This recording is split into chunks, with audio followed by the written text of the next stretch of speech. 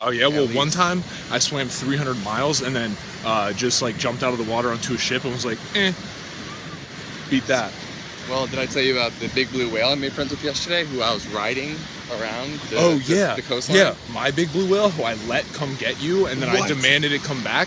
Yeah, that you played no part in. No way. Yeah, it's my super mammal. You know Daryl, the big blue whale? He's mine, yeah, super mutant. You own him? Fuck yeah, I own him. I thought he was just a guy who helped people. No. Wait, dude, are we thinking of the right Daryl? We have the wrong Daryl.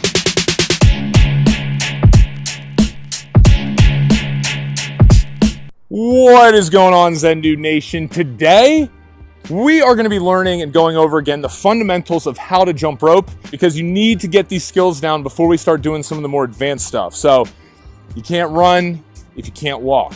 You know what I'm saying? Your homework is to jump rope for 5 minutes. That's it. Continuously. Let's get into it, y'all. All right, dudes and dudettes. So to start off, guys, we're going to start with sizing your rope. Now, it's super important to have the right jump rope cable length. And as you can see here, you can measure that by stepping in the middle of the rope and pulling the handles up to your nipple or chest area. And as you can see, the rope handle should be right underneath my armpit. So as you can see here again, now the recommended size for your rope, guys, if you are 5'10" or taller, your rope cable, excluding the handles, should be 3 feet taller than your height.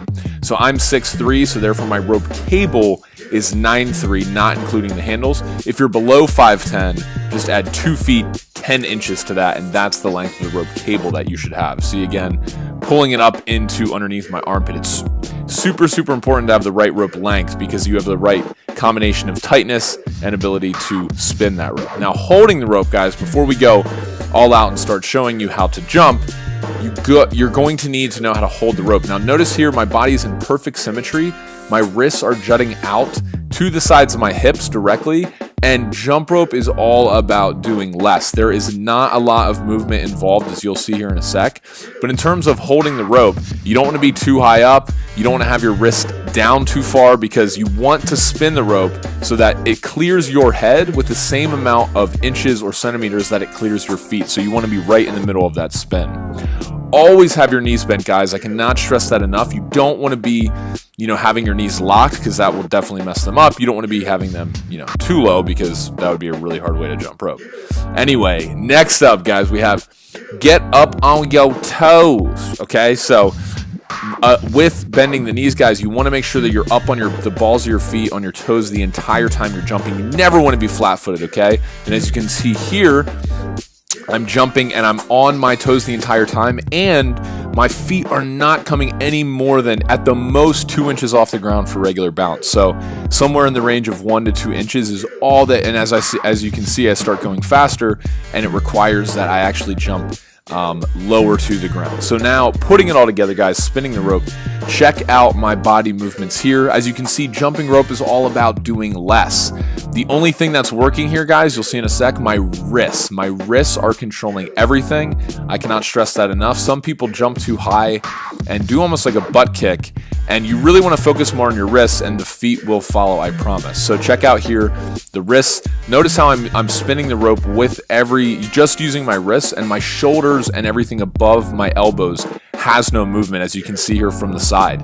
Look at that, perfect. Up on the toes, knees bent. I'm swinging the rope. Everything is controlled by my wrists, and I'm making sure that everything is staying nice and tight. So go ahead, guys. Trust me, I was not, and Brandon was not that good when we first started, and that's totally fine. I know I say this in every video, but it just takes some practice. So next, what I want to talk to you guys about is how can you just start doing this? What I'd recommend is that you guys start practicing 3 to 5 minutes a day to just get the fundamentals down of this regular bounce, because this, from here, if you can spin the rope fast, you can not only get an awesome body, but you can do more tricks and make it challenging. See you guys on the next Zen Dude Fitness tutorial.